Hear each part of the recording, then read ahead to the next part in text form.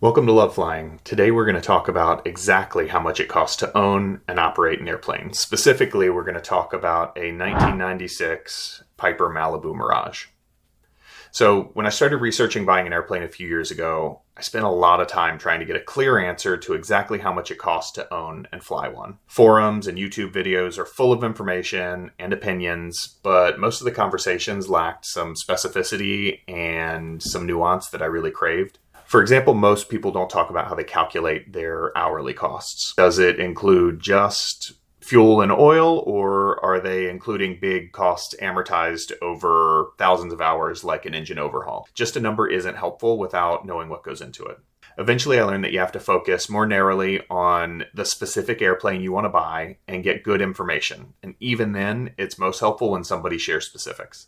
That was true for my Cirrus, and it was the same when I started researching the Malibu. I didn't find a lot of good videos on cost of ownership, especially for the Malibu. So in this video, we're going to get into specifics and talk about all of my costs. I've owned 715 Bravo for a few months now. It's a 1996 Piper Malibu Mirage. It's been a ton of fun flying. I did a week of training, flew to Colorado. I've done a handful of volunteer flights around Central Texas. And at this point, I've got about 50 flight hours in that airplane. That's given me enough data to give you a rough idea of what flying costs me. And in this video, we'll break down those costs and get to an estimated hourly operating cost for my airplane. Keep in mind, there are a lot of factors that affect these numbers. So you have to do your homework to get to a number that is specific to you. Think of this as more of a guide for building out a budget. We're going to start with the purchase price, go over fixed costs, and then end with variable costs. At the end of the video, we'll add it all up and I'll give you my bracketed hourly costs, and you'll understand soon what I mean by that. First up, purchase price. I paid $535,000 for 715 Bravo. How you buy will impact your monthly costs. Some people buy outright, others finance, so your monthly costs from purchase could range from $0 to several thousands of dollars a month. So for that reason, we're not going to factor payments or lack thereof into hourly costs. Everything else we talk about will be factored into hourly costs. Now for fixed costs. Fixed costs are things that cost the same amount no matter how much I fly the airplane. For example, the hangar cost is the same whether I fly every day or only once a year. These can vary based on your location, experience, and other factors. Remember to do research before assuming yours will be the same as mine. So my hangar is $350 per month. I drive almost an hour outside of Austin to get to my hangar. That's why it's so inexpensive. Other people in Austin pay as much as $1,500 or $2,000 a month for their hangar. Insurance was $18,000 in year one for me. As a side note, this is really high because I'm a low-time pilot. I purchased the Malibu with about 300 hours total time, and I had no retract or pressurized time prior to buying it. So year two is probably going to be a lot less. If you have more experience or more complex aircraft time, yours will probably be lower in year one. My annual inspection, I'm assuming $10,000 for this year. This is the amount my shop told me to assume as a baseline for the Malibu. Non-annual maintenance. I'm using $6,000 a year for this. It breaks down easily into $500 a month, and it's what I call a swag, a stupid wild-ass guess. It's really difficult to tell what might break over the next year, so $6,000 is, I think, a safe, conservative baseline. And then subscriptions. So $1,300 a year.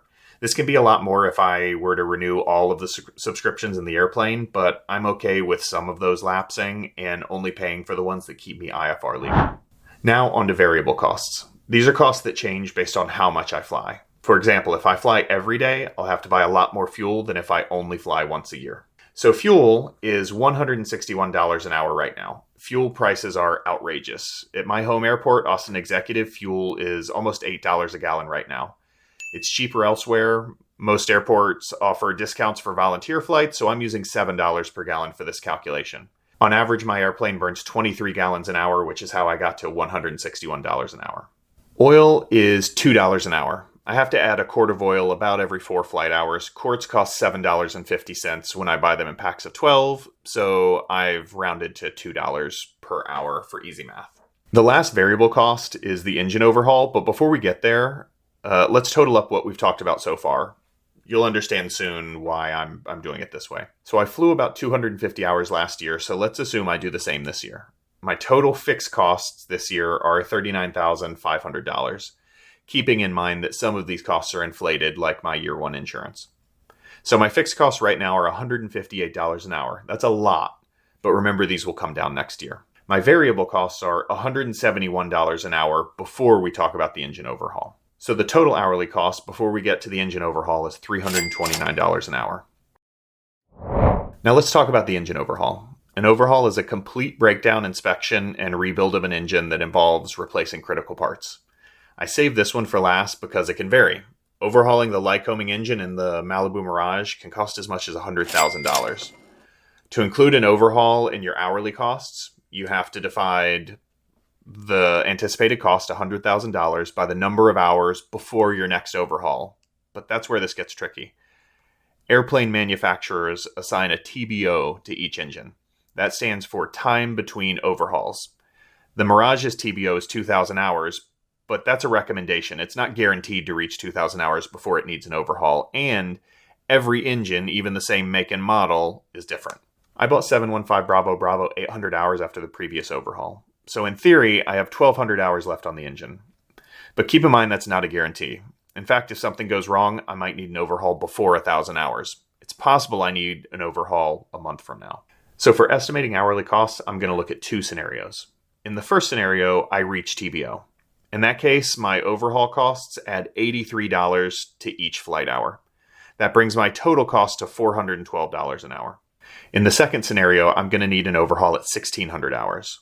Spreading my overhaul costs over 800 hours, because remember, I've already got 800 hours on the engine since the last overhaul, means that I need to add $125 per hour to my budget. That would bring my hourly costs for operating the Malibu up to $454 an hour this year. The first year after buying an airplane is one of the most expensive. So next year, after 250 safe hours of flying, my insurance should drop significantly. With any luck, gas prices come back down to earth, and that would bring my cost per hour down as much as $100. I hope this video has been helpful. Please subscribe and drop any questions you have in the comments. Thanks for watching, and see you soon.